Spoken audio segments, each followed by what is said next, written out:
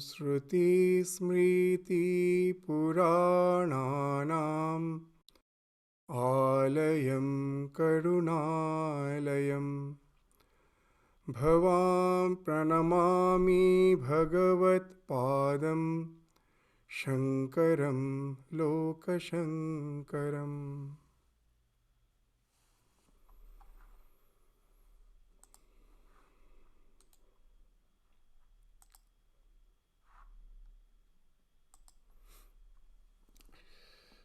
So, the last class we studied till the 9th verse of the Vivekachudamani. Today we will try to cover from the 10th till the 15th verse, which deals with the immediate cause of liberation. That there are many subsidiary causes, there are many auxiliaries, and something is very primary, without which, as per the Jnana Marga is concerned, there cannot be liberation. So, what is the immediate cause of liberation? That has been discussed from the 10th till the 15th verse of Vivekachudamani. So, the 10th verse, let us enter into the discussion of the 10th verse. What it is saying: Sanyasya sarva karmani bhavavandha vimuktaye yatatam panditai dhirahi atmabhyasa upasthitai. So, panditai dhirai, the one who is pandita, the one who is dhira.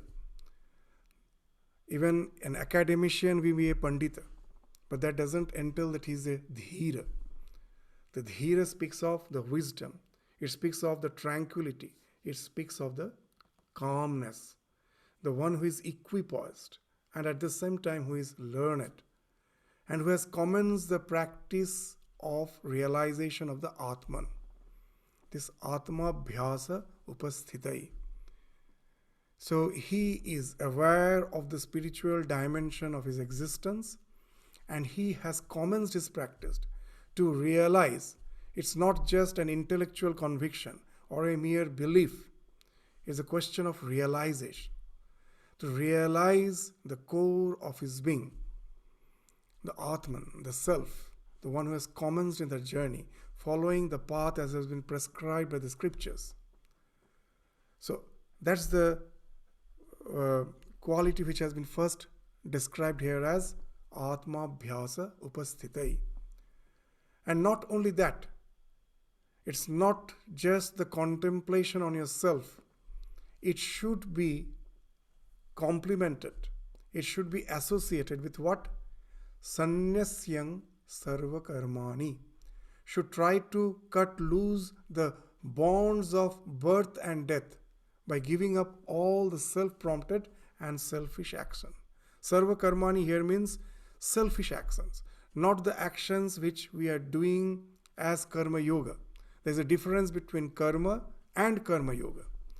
We will find that in the Gospel of Sri Ramakrishna again and again is saying that renounce, try to reduce your action, try to delve deeper and deeper in the contemplation of the divine. And we find Swami Vivekananda that when he is propounding the way, the path for our spiritual illumination, he's stressing so much on karma. So even within the organization of Ramakrishna organization, now and then we find that there is that confusion, that is karma a path? Now where we find the senior Swamis indicates that what Swamiji he has propounded is not karma. It is karma yoga. As in the Bhagavad Gita, along with the other path, karma yoga is also a path. The selfless action.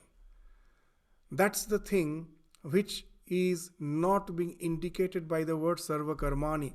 That all the actions which are self-prompted, which are selfish actions, we have to renounce them to cut the bonds of birth and death. Bhava bandha vimuktai. That renunciation of the action is a preliminary factor of bhava bandha, of the bondage in the form of transmigration, birth and death. Why?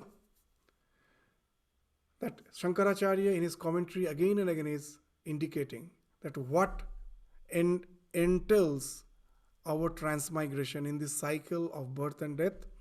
It is a cycle of avidya, kama, karma. These are the three things. From the ignorance, because of the ignorance, I have forgotten that I am the self. The self is echoing through the body, mind, senses.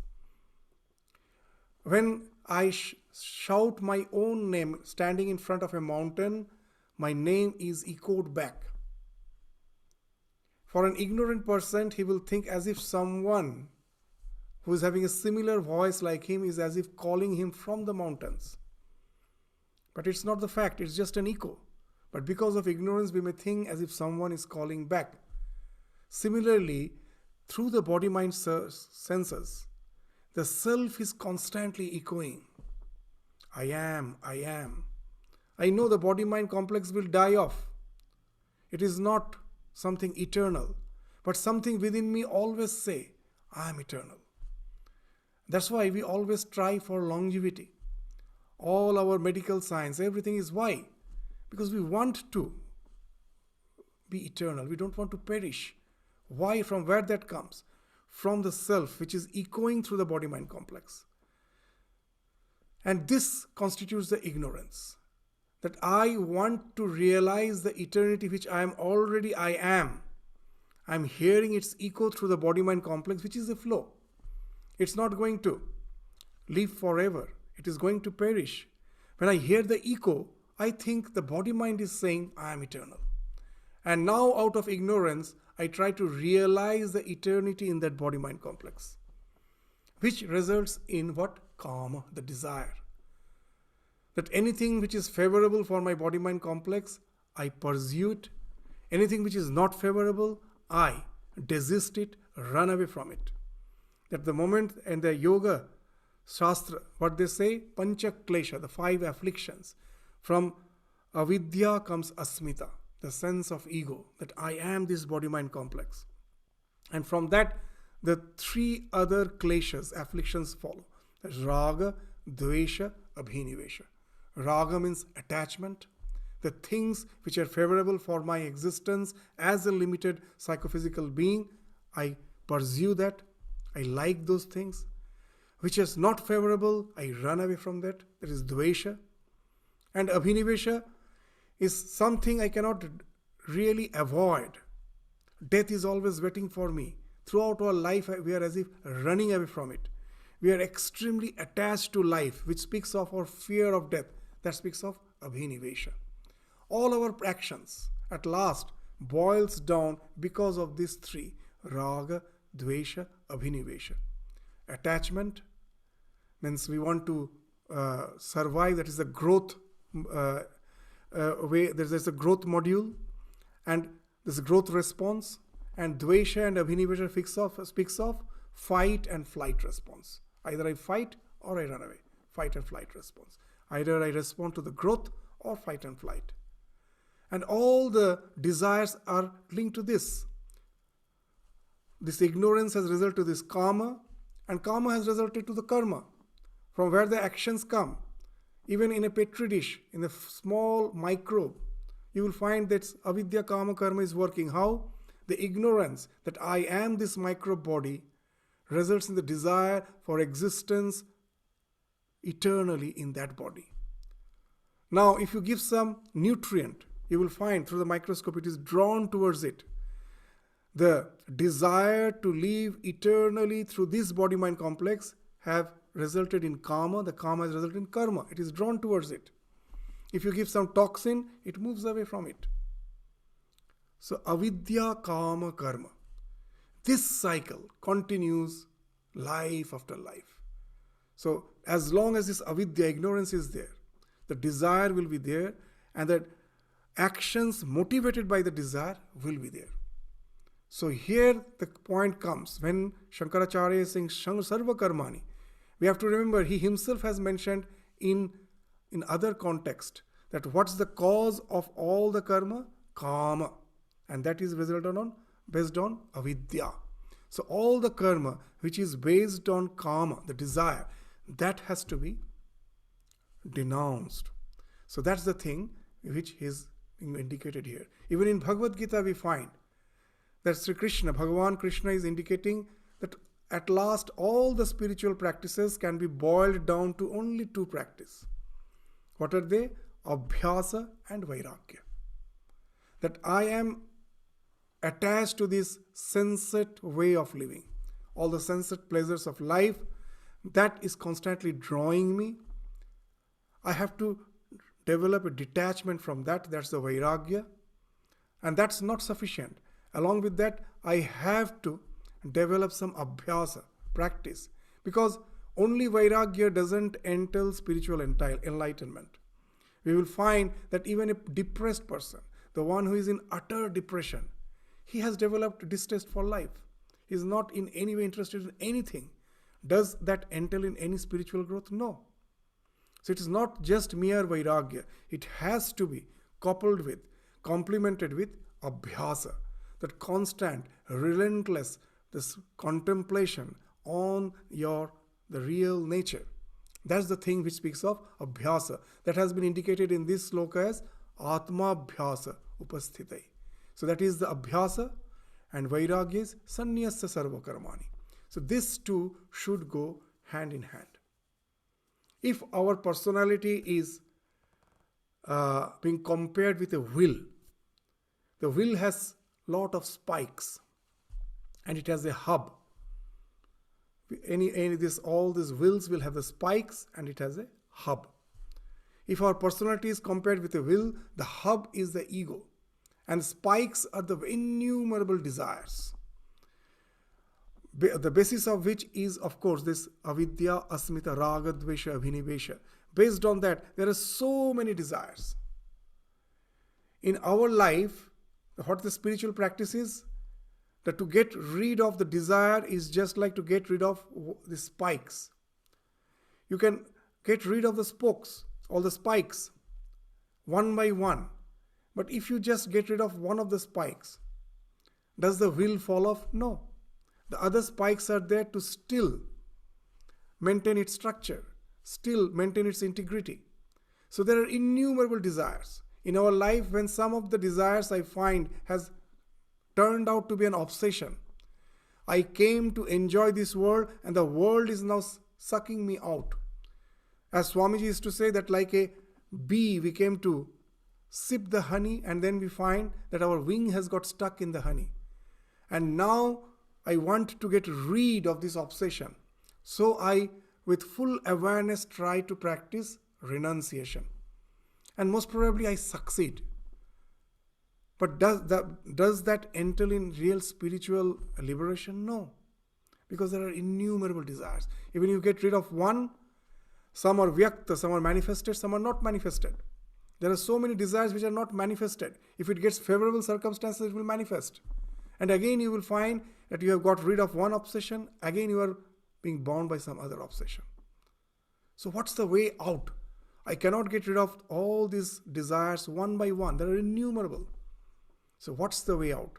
So even you will find when we are doing some relief work, there are two types of relief. One is short term and another is the long term. What is the short term relief? When there is a flood, I immediately go and provide food to the people and some shelter. They need that shelter, they need that food. That's the immediate. What's the long term? That's the distress relief. That the place the place which is prone to flood. What will we do? That every year the flood comes. Shall we wait for the flood to come and then we go for that short-term relief? That won't help in the long run, because every year they are going to have the same suffering. So there should be some long-term measures. So you'll find that what the long-term measure is, that in such places where it is flood-prone, they will have houses built on pillars. The ground floor, there is no as such rooms. You have to climb the stairs. In the Indian villages, they still use the hand pump. Now hand pump, if it gets submerged, you won't get water. There is water everywhere, but there is no drinking water. It's all polluted water. So from Ramakrishna Mission, we go for relief. What we do, we build those hand pumps on a high pedestal. You have to climb the stairs and then go there. Why? That even if the flood is there, still fresh water is available. So all this speaks of long-term measure. So in spiritual life also, these two, short-term and the long-term measures, has to be taken into account. This vairagya is short-term measure. The desire which is disturbing me, which is not allowing me to really have some serious, incessant spiritual practice, that constant meditation on myself. The desires are coming and disturbing me again and again. How can I do that? So of course, the vyakta vasana, all the manifested desires, which are already manifested, which I have unmanifested, I cannot take care of them immediately. But those who are manifested, I have to practice vairagya. And that way I'm trying to get rid of those few spikes which are really disturbing me. But that won't entail in liberation, because other spikes are there to keep this limited individuality intact. So what I have to do? Now all the spikes are connected to the hub. What is the hub of the will? That is the ego, the asmita. That all the desires, all the likings, dislikings have developed because of that limited sense of individuality. They are all connected to that. I have to get rid of the hub. If I get rid of the hub, all the spikes will collapse once for all, one at a time. So vairagya speaks of taking care of the vyakta vasana. All the desires which have already manifested, is disturbing me. I'm getting obsessed by them. It is not allowing me to calm down. That the word that dhira speaks of, that calming down, it's not allowing me to be the dhira. I am restless. So it helps me to attain that state of equanimity. But at the same time, abhyasa has to go on. That this idea that I am the limited individuality, that has to be constantly hammered by the opposite idea. No, I am the self. I am the Atman. I am already full. I am the perfect. It is because of my association with the body-mind that ignorance has developed, that I am this body-mind complex. And I am trying to realize my eternity, my sense of fulfillment through the body-mind complex, which is never possible, impossible. It will never happen. I will go life after life. The entire biological evolution happens because of that endeavor, which is the result of ignorance. It has to stop if we really want a spiritual illumination. That idea, once I have heard it from the scriptures, now that has to be abhyasa. Constantly, incessantly, I have to go on and negating the idea that I am the limited self by thinking I am the Atman, I am the Brahman. You may say, what about devotee? Those who doesn't think of this, their self, as the ultimate thing to be attained. They think of God. For them also the result is same. There's a very subtle difference. What's the way the same thing acts there? When you're thinking of God, not the way an ordinary devotee thinks, that I have some worldly ends in my mind, I go to the divine to satisfy my worldly ends. That type of devotion we are not speaking. The para bhakti, there are devotees who think God is, I am, my association with the divine is eternal. This existence is just a flow. It is just perennial. It is not perennial. It is ephemeral. It is going to be over. But the real me, as Jesus in the Bible says, worship the self by the self. God is the self, I am the self. God is eternal, I am eternal. Our relationship is eternal. It is eternal companionship with the divine. So you will find in real devotion also you are negating the idea of this limited individuality by thinking of the eternal self, which is always in association with the eternal Paramatma. So the result is same. You are hammering the ego. That is the abhyasa. Through that, once I can get rid of the hub, then all the vyakta as well as the vyakta bhasana all fall off together. To get rid of this idea of this limited individuality, to enter into ultimate freedom. So whenever we get chance, we try to relate this scriptural truth with the simple anecdotes of Ramakrishna. There's a very funny anecdote of Ramakrishna. That one day a a man, a village person, he was going to have his he was going to bathe in the village pond, just to have a dip in the village pond. So as he was going to have a dip in the village pond, so naturally he was just wearing a loin cloth and he was having a towel on his shoulder, nothing else. He was about to leave. Then suddenly his wife called him and told, "Oh, you are so attached. You are terribly attached to samsara. Just see our neighbor, that person, he has developed detachment." Well, what have you seen in him that you have developed? You are saying he has developed detachment? Then the wife told, he has 12 wives and he is renouncing them one by one. And this man immediately responded in a wonderful way. He told, "You are a fool. Can anyone renounce one by one? Do you know what renunciation is? It happens once for all. I am leaving Hartham Om forever." And saying that, he left. See, he was just wearing the loincloth and he was having a towel on his shoulder. He never came back to just pack his baggage. Nothing. The renunciation dawned. He left, nowhere to be found again. So that's the anecdote Ramakrishna is saying. It's a wonderful anecdote that when that real para vairagya, renunciation, happens through abhyasa. There are two types of vairagya. One is this constant conscious effort to get rid of the vyakta vasana, the manifested desire. That speaks of the vairagya, ordinary vairagya. The para vairagya, the supreme renunciation, comes when I get rid of that ego. And then all the desires, vyakta and abhyakta, fall off once for all in one go. And that's what Sri Ramakrishna is saying, that renunciation, can it happen one by one? See, this is the renunciation, going for all. So these stories are so simple, but it speaks of the so profound truth. The simplicity sometimes doesn't allow us to really relate to the profundity of the statement behind it. So that's the profundity this Sri Ramakrishna is speaking. And that's the idea which we find. These two practices, which has been spoken of in Bhagavad Gita, the same two practices has been indicated here. What is? The sannyasya, renunciation, and atma abhyasa. That is abhyasa and vairagya. So this is being indicated in the 10th verse. In the 11th verse, what it is saying?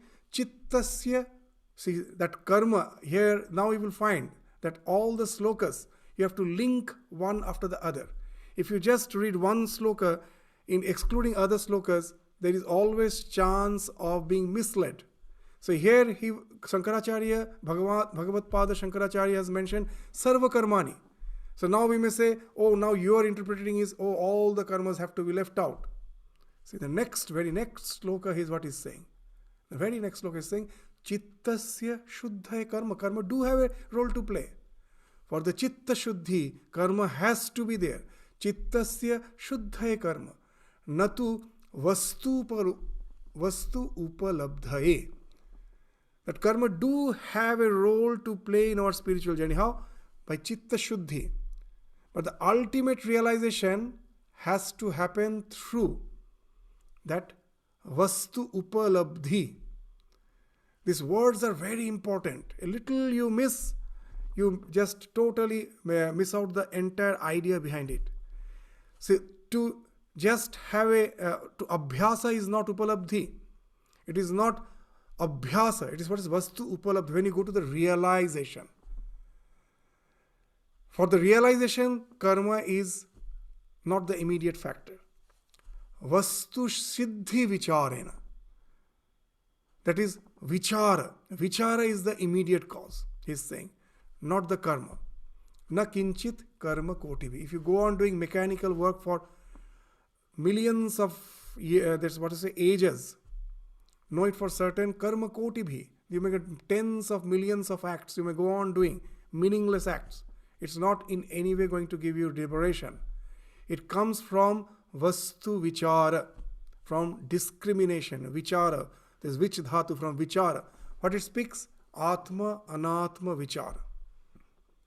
Now, very interesting that immediately from the literal translation, karma results in chitta shuddhi, but it doesn't give in realization.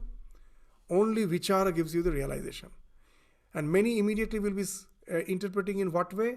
That first, when you are extremely attached, through karma, nishkama karma, attain to certain extent this chitta shuddhi. And once you have attained this, cleansed your mind, now you have to sit down and do vichara, no more karma. So there is as if a krama, sequence. First karma for chitta shuddhi, and then when the chitta is sufficiently pure, now I sit for meditation, renouncing on karma, and that will take me to the realization. That's the general way of interpreting it. But we forget. You cannot do nishkam karma without that vastu vichara. Why? From where the idea that this action has to be done selflessly comes from? The vichara is already there. That when I am doing nishkama karma, I am already having that idea that I am the self, this body-mind complex, as in the Bhagavad Gita it has been mentioned, that it is prakrite kriyamanani.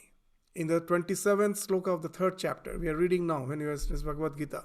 What is this? Prakrite kriya. There is a nature which is working. Gunai karmani sarvasha. Guna karma. That stimuli, response. Karma is response. The guna is here speaking of the stimuli. That a particular stimuli forces us to respond in a certain way.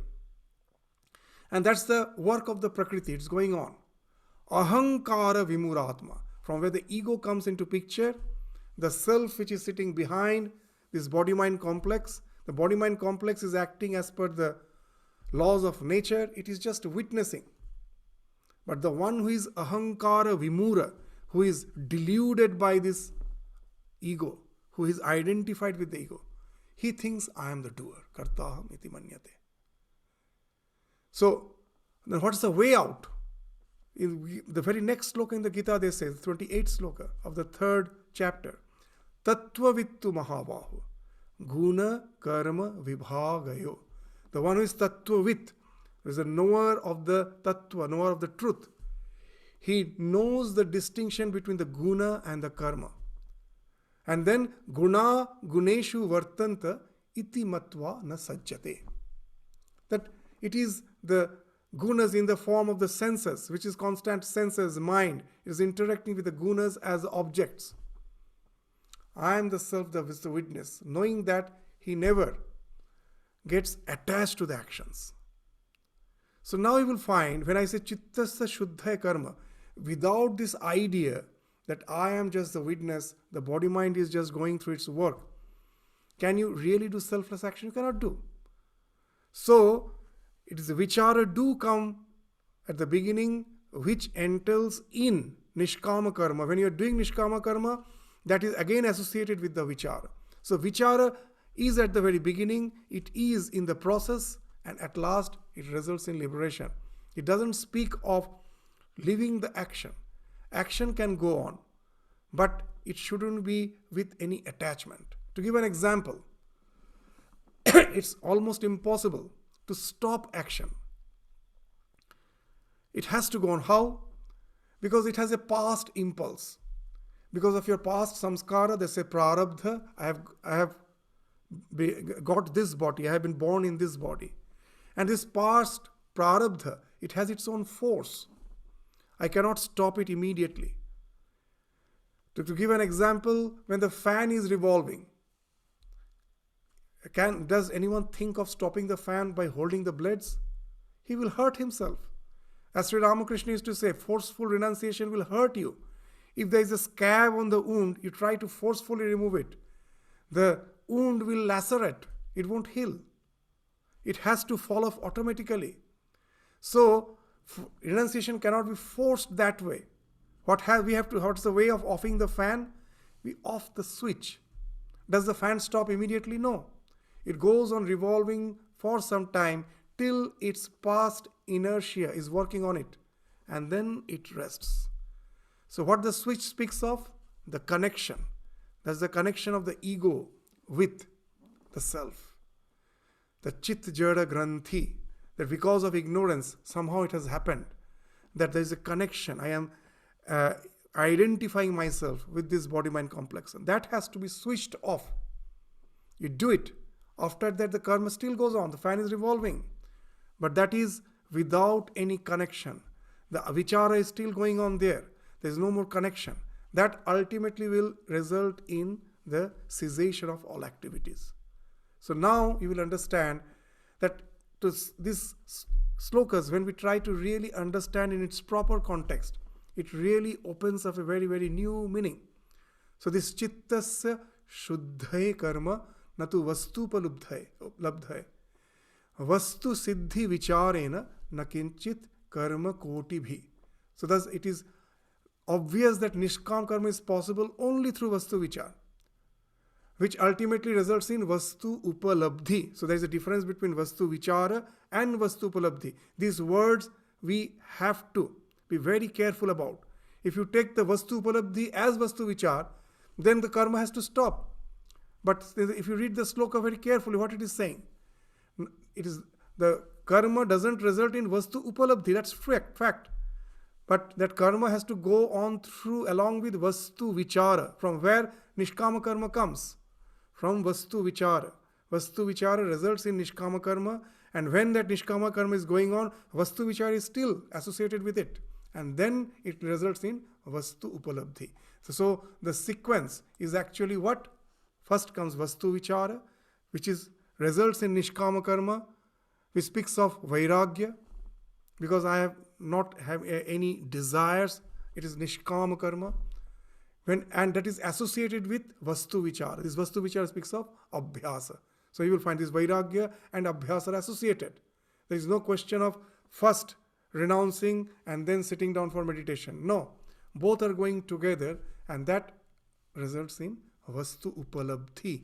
It takes you to the realization. When the mind has calmed down, all the desires have fallen off because of the cessation of ego, that immediately takes you to a realization, which is not a mere intellectual conviction. As Swami Vivekananda gives that example, that many of us get deluded by the idea that intellectual conviction itself is spiritual realization. And he gives a very nice allegory that intellectual conviction doesn't help us in crisis. He speaks of a stag, a very strong, muscular male deer, the stag. One day it was looking at its own reflection in the reservoir, in some reservoir, clear water, and seeing its muscular limb, it was very proud of itself. It was bragging, see how strong I am. A fawn, a young deer was just beside that male stag, and it was just bragging to that fawn, see how muscular, strong I am. And then suddenly they heard the barking of a dog. They haven't even seen, just heard the barking. And immediately this stag started running, frantically running. It was exhausted after running a long distance. It was exhausted. It was gasping for breath. And the fawn also followed it. Now the fawn was surprised. He asked, just now you were so confident of your own strength. What happened to your confidence? And this stag replies, I don't know what happens to my confidence when I hear the barking of the dog. So that's what that allegory Swami is saying, that we, after reading the scriptures, that I am the Atman, I am not attached to this body-mind complex. This body-mind complex may fall off. I am eternal. Sometimes I feel, I realized. And then we face the real challenges of life. We find we have forgotten. Why? Because it is just a mere belief, a mere intellectual consent. It hasn't taken us to that realization, which is possible only when that we go beyond the ego. It speaks of a type of mystic realization when the ego falls off all at once, taking us to that realization. As Sri Ramakrishna used to say, all the spiritual realization is like a hole in the wall of ego. In a wall, I don't know what is behind the wall, I chisel to make a hole, and then I peep through the hole to see infinite expanse. So this abhyas and vairagya is the process of chiseling in the wall of ego to peep into that infinitude of our real existence. And that's till we have really chiseled the hole in the wall of ego. Know it for certain, it's mere belief. As long as we are chiseling, it's all these outlines, speaks of our imagination, of our belief It has not enabled us to really peep through that hole to the eternity. So to peep through the hole to the eternity speaks of Vastu Upalabdhi.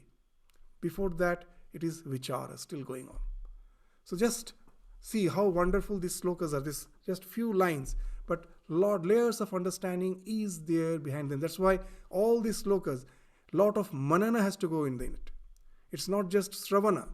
You have to really go on cogitating upon it so that all the cobwebs of your mind falls off to give a very clear picture of what it is speaking. In Belur Math, when Swami Vivekananda was instructing the novices, was taking class for the novices in the Upanishads, some other senior monks told, what's the utility of studying all this? As if only meditation is the thing which is required. Swamiji overheard it. And then, just as to content that type of idea, what he did, he immediately asked these young novices, well, what is the utility of studying scriptures? So always silent. Then they didn't know what to answer. And then Swamiji himself replied, it just clears the cobwebs of our mind. And then the idea becomes clear. And once the idea is clear, the most of your work is done. Then once your idea is clear, you get the real motivation and the real path to proceed. So the majority work is done in the form of removing the cobwebs of the mind, cleansing the mind. So we have to do proper manana to understand the real purport of the slokas. So let's go to the next sloka, the 12th. What is saying? Samyak vicharata siddha rajju tattvavadharana bhrantodita mahasarpa bhaya dukkha vinashini. So now Shankaracharya, Bhagavad Pada Shankaracharya, is resorting to that very, very this oft quoted example, allegory. What is that? The rope and the snake allegory. That when I am passing through some forest in the twilight hours, and on my paths, most probably just a rope is lying. But in the twilight hours, because of the lack of sufficient light, I see it as a snake. The snake is not there. It's just a rope lying there. The rope appears as snake. And the moment it appears as snake, all our misery, bhaya, just starts from the point we get deluded. It is actually rope. The moment we get deluded as snake, then all the bhaya comes into picture. So now, will any action help us in getting rid of that bhaya? No. It's only someone has to bring the light, focus on it, and when I see the delusion is gone, delusion has fallen, the real knowledge, it is the knowledge which can only eradicate the delusion. The real knowledge eradicates the delusion. And then all the bhaya is gone. So just as the rope out of ignorance appears to be snake, so also the ego is the project of ignorance. Because of ignorance, the ego comes into picture. That association of the self with something which is a flow. This chit jada granthi, it can never happen, but it appears to happen. That's why ajnana is something which is sat, asad, vilakshana. But it is not there. But at the same time, we cannot deny it. It has some vyavaharika satya. In my day-to-day life, I do realize it. Till it is gone, it is there with me. So this avidya, which results in this ego, from that all the afflictions comes, the raga, dvesha, abhinivesha, as we were studying. The moment that ignorance is gone, I see the rope as rope. The snake was not there any time. The moment it is gone, immediately all this dukkha bhaya falls off. So the knowledge of the rope gives us the freedom from the fear and anxiety caused by the false snake knowledge. So similarly, the knowledge of the self is attained through this samyak vichara. That alone can give us freedom. So from the vichara, this when you have the correct vichara, the action because of the past momentum goes on, but you have already switched off, and it is associated with the vichara. It can result in the ultimate falling off of the ignorance, taking you to that ultimate realization. So that's the thing. Samyak vichara. This samyak vichara means vichara which is samyak in totality, incessantly, constantly. That speaks of nididhyasana. That once I have, through Sravan, after hearing the words of the scripture, I have cogitated sufficiently upon it, and through cogitation, all the doubts, gaps in understanding has fallen off. I have developed an intellectual conviction. But that is not enough. This constant, incessant meditation on this intellectual conviction, that alone can take you to the realization. So the word samyak is important here. This speaks of this incessant. It's not that when my mood is, I do meditation, I try to, just the way in the modern days we think of meditation, that I live my life the way I'm living, I having my all the enjoyments, parties, everything, and my mind gets really, I feel as if it has weighed down because it is exhausted, drained. And then someone suggested this, that meditation is therapeutic. So I take meditation just as a part of my life. It is not in any way engrossing my entire life. Know it for certain, spirituality can never be a part-time affair. It has to be incessant. And then you say, how is it possible? I have my activities. And here again it comes, that the activities go on. Let it no more be karma, let it be karma yoga. That whatever I am doing as a witness, let it go on. And I have developed that intellectual conviction that I am the self. That incessantly, when I am in my meditation asana, then of course I do that. And when I am out of my asana, my meditation still continues in all my activities. It is incessantly, it is going on. This contemplation in the world of action, that speaks of real spirituality, where spirituality is no more just a part-time affair. You have not divided the secular and spiritual in watertight compartments. It has to go on incessantly through our entire life journey. Then only it is possible, this samyak vichara, this constant, incessant vichara. This will result in that, this rajju tattvavadharana, to get rid of the delusion of that ego in the form of snake. That I am the self, that the rope actually speaking of that self, which is being projected as this ego. That falls off, and once that falls off, from the ego comes all the bhaya, all the dukkha, in the form of raga, dvesha, vinivesha. They also fall off. So samyak vicharata siddha rajju tattvavadharana bhrantodita mahasarpa. This is because of bhranta. This idea of this mahasarpa has arisen. And from that, bhaya, dukkha, everything has arisen. And they all fall off when this bhranta, when this deluded idea of this snake, which actually speaks of the ego, that falls off.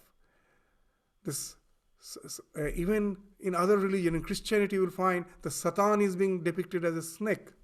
That ego is the snake, which is after all a delusion. There's a difference only you will find in the Abrahamic religion and Hinduism. There's the idea of duality, that good and evil both exist. God is there, Satan is there. Here in Vedanta, they say the snake is after all a delusion. There is nothing called evil. Everything is good. It is because of delusion, the good is appearing as evil. Once the delusion falls off, all the fear which comes from that concept of evil, that also falls off. Because you are one with that goodness and goodness alone. So that's the idea which has been spoken of in the 12th verse. In the 13th, what it is speaking, arthasya nishchayo drishto vicharena hitoktita na snanena na danena pranayama shatinava. So this is again. So there are so many practices, so many rituals that you will find that in some traditions, snana In Bengali, there is a very common proverb. They say, Sadhu more khe, Vaishnav more ne. Means the Vaishnava is too much fastidious about this external cleanliness. Will be taking 3-4 times bath. At last may just catch pneumonia, we get infected pneumonia, that may be the cause of his death. And sadhu will be attending these bhandaras. So many food has been offered to this god, and then they go on feeding, and that again, that can result in your ill health, death, everything.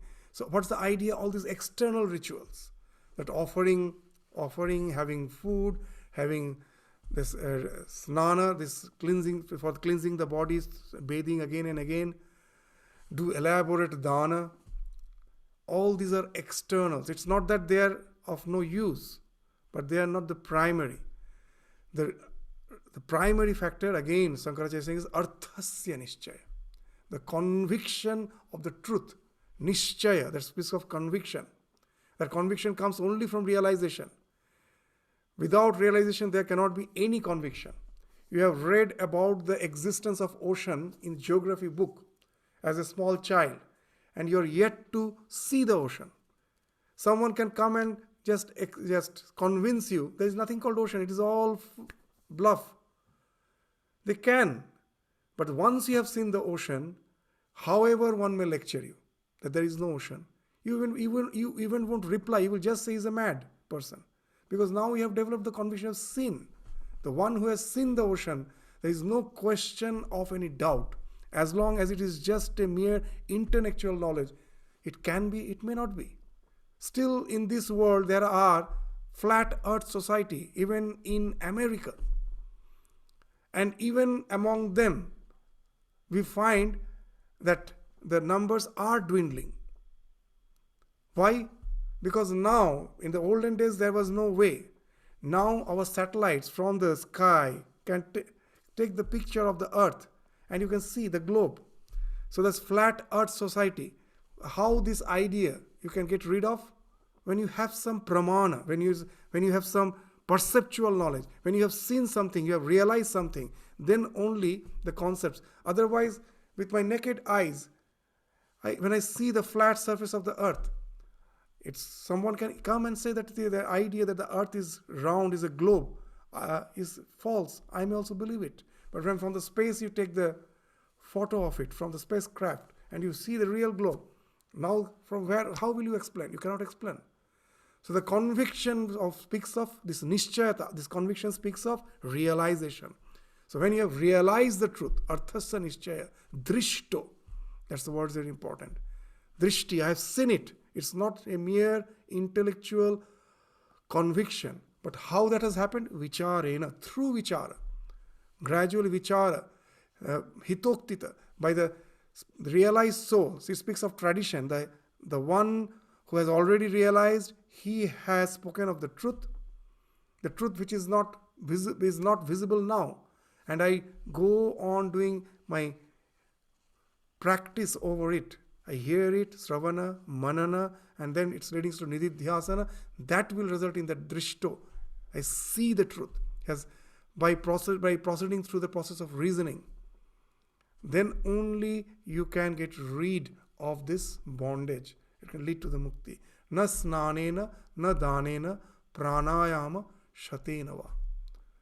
So as in a song of Mirabai, there is a nice song, the couplet. What's the line? That sadhana karna chahi hai manava, bhajana karna chahi, prem lagana chahi re manava, prita karna chahi. And then the real thing is this sadhana, this consistent spiritual practice. Other things are of no use. In one line, that the same idea, snana, he is saying that neet nahan se hari mile to jala jantu hai. If by taking bath, if just by cleansing your body with water, if you can attain spirituality, then the fish would have been the realized soul. Neet nahan se hari mile to jala jantu hai. Fal mul kha ke hari mile to vadur. The bat, The bat always is eating fruit, pure vegetarian. It is supposed to be a realized soul. So those are the secondary factors. The real factor is this, the vastu vichara, which leads you to that ultimate realization. Without that, all these rituals and everything, they have some role to play. What's the role they play? They keep you integrated. All these do's and don'ts. See, our mind cannot stand in one place. If you leave it alone, natural tendency is to go down. Just like water, it flows down. It will go to all the sensory pursuits. I cannot keep it in one place. Either I have to pump it up, or by nature it goes down. All the spiritual practices do help us in the form of do's, don'ts, rituals, in pumping up the mind. It helps us to maintain an integrity. As the mind cannot stay free, if you keep it free, it will go towards the senses. So you keep it bound through some regimentation of practices. It keeps you at certain level. It maintains your integrity. But that's not all. It has to take you to the realization. So all the practices are like the fence. It helps us to keep me integrated, keep me safe from the distractions.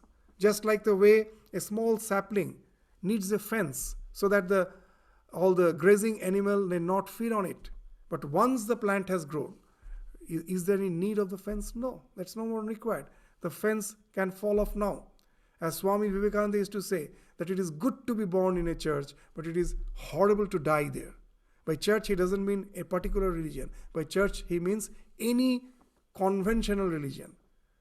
That all the conventional religions is good to be born there. In the initial stages, they do help us. The dharayat iti dharma, to integrate us, to hold on to something, they do help. But they're just like the fence, they have to fall off. If we have grown, then the fence is no more required. It has to fall off. And if the fence is still required, it's the proof I haven't grown. So the growth entails the falling off of the scriptures. So they are all secondary details. The real, the ultimate, the direct cause of liberation is this vichara. Arthasya nischaya, which happens through drishti. And which happens, the drishti happens through artha vichara, and that results in the nischaya, the conviction about the reality of the self. That alone can lead us to the liberation. And this all happens through the hitoktita, the one who is real beneficial, the teacher who has realized, who out of infinite compassion has spoken the truth to me. Hearing that, the vichara has entailed, the vichara has resulted into the realization. There is no other means by which you can go to that liberation. So what is the then primary factor? In the 14th verse he says, adhikarinam ashaste phala siddhi visheshata upaya deshakaladya santyasmin sahakarina. So success depends essentially on a qualified aspirant. The aspirant who has already developed that vichara, the yearning to realize the self. Other things, time, place and other means, this desha kaladya, they are auxiliaries. So when they say, again there is a chance of misunderstanding. When they say auxiliaries, we may think it is not required. No, it is required. So we will understand this sloka very well with the help of an allegory of Sri Ramakrishna. Again, these allegories are wonderful. The simple words of Ramakrishna can help us to understand the abstruse truth behind these slokas. What's the allegory of Ramakrishna? Very nice. That there were two farmers.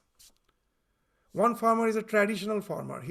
For generations they are farmers. And his forefathers have told him, Haja shukho manbena. Don't hear about this dry weather. That here we hear that El Nino and La Nina. That now the weather forecast says there is El Nino. It is going to be dry. So what's if El Nino has ensued, what's the result in plowing the land? There's not going to be any rain. It is going to be dry. But the traditional farmer, whose forefathers have told him, never hear to this forecast. Every year, in proper time, do plow the land. And he plows the land. All says he's a simpleton. He's a fool. The other intelligent farmer, he has just gone through all this forecast, and he thinks, what's the use of plowing? He doesn't plow. and now the forecast proves to be false. There is a heavy downpour. Who will benefit? The one who has plowed the land. The one who has not plowed the land, even if there is a heavy downpour, he's not going to benefit from it. So the idea is, there are certain factors which are daiva, which is not in my hand. There are so many factors. When in an examination I have written my script, in my answer script very nicely, but the one who is the evaluator, he also comes to the picture to a certain extent. Sometimes there may be some blunder, some mistake. Sometimes my health may come that I am well prepared, and just on the day of exam I may fall sick. So these are the daivas which I cannot avoid. It may come. But if all the daiva factors are okay, but I am not prepared myself properly, will it help that my health is okay? I know the one who is going to examine my papers, he is a very level-headed person, everything I know. But I am not prepared. Is it going to help me? It's not going to help me. So the primary factor, of course, is that yearning to attain that self, the practice, that abhyasa, that vairagya. That speaks of the adhikari, the one who is a qualified aspirant. Now, time, place, other things are auxiliaries, but that doesn't mean they are not required. In spite of you will find that a person, most probably in proper time, resorted to the path of renunciation, and he gets favorable circumstances. For some other person also, that intense renunciation has come, but he is already entangled in the family. Now it's not proper time for him, though he is having that intense desire for intense spiritual practice, but now he is already entangled. So the time is not do become a factor. His yearning is not his circumstances is not going to favor his yearning. But the yearning is, of course, the primary factor. Without that, if the one who is not having any yearning, if that Ramakrishna used to say that sometimes that our devotees come in association with their relatives, they have no spiritual inclination. The same Dakshineshwar, that place which itself, that atmosphere is sublime, where Ramakrishna in the days of Ramakrishna is sitting in his room instructing his devotees. That place is vibrant with the spiritual vibration. Ganga is flowing by. All the external circumstances are favorable. The one devotee who is associated with his relative who has no spiritual inclination, after 5 minutes he goes on pinching the devotee. How long? How long we have to sit here? And when the devotee says, please wait, let me just be with him for some time, let me hear his words, that other person becomes so restless, he gets up and he says, okay, you just be here, I am just going and waiting for you in the boat. So he will go and sit there. So what it speaks of, that circumstances are all favorable, but that yearning has not developed. So will it help? No, it won't help. So the yearning is the primary factor. Yes, other factors are also necessary. If they are not favorable circumstances, you don't get, sometimes the yearning won't immediately help you. But know it for certain, once you have developed the yearning, the law of nature is such, if you really wish something, the entire nature will conspire to make your wish successful. There's another allegory of Sri Ramakrishna. That very nice, this thing, that a man, his son was extremely ill, sick. The son was almost in the death, he was just lying on the deathbed, he was about to die. And the the father was intensely praying, oh God, please save my child. And then the God appears. And he says a very, very interesting solution. What's that? That when the Swati constellation, a particular constellation is on the ascendant, it is visible in the sky. It is called the Swati Nakshatra. When the Swati Nakshatra, the Swati constellation is on the sky, and then the rain falls. And when that rain falls, and that raindrop has to be mixed with the poison of the snake's venom, the diluted snake venom, which has been diluted by the raindrop which has fallen when the Swati constellation is on the ascendant. That you feed to that boy, he will be cured. Now, this story, why we are saying, just to say that why Sri Ramakrishna is relating this, your intense desire conspire, the nature will conspire to make your desire fulfilled. That's the plan of the universe. If you really have a desire, if it is, I have seen that a monk, an old monk used to practice just the saregama in harmonium. And one day we asked, this old age, now you are practicing saregama, this just the notes. When will you learn to play the music, the song? He told, next birth. So means what's the idea? That this time I am the yearning. He is joking, but the idea is this, I'm yearning. This yearning will enable me to born in such a circumstance where I will get everything favorable. So nature conspires. In that story, Sri Ramakrishna is saying that as when the man went to the forest and he was intensely praying to make all the circumstances favorable. And then the evening dawned, and he saw that the Swati constellation is on the sky. And now he was asking, let there be rain, let there be rain. And suddenly there were some clouds and it started raining. And then the other two factors, how it can happen, that the venom of the snake has to get diluted with that rainwater. Then suddenly he saw a venomous snake coming. And now he was just thinking that how will I get the poison of it to be diluted by? And from nowhere a frog came, and there was a skull, just a skull lying there on the ground, inverted skull. So because of the rain, it was already full of water. And now when the snake was about to pour the venom, bite the frog leaped over the skull, and the snake's venom fell on the water within the skull. And now the man was happy. He went. What's the idea? That intense desire made so many circumstances were required. So many circumstances had to be favorable to really have his desire successful. And that all, the nature conspired to make his desire successful. In our life we will find it do happen.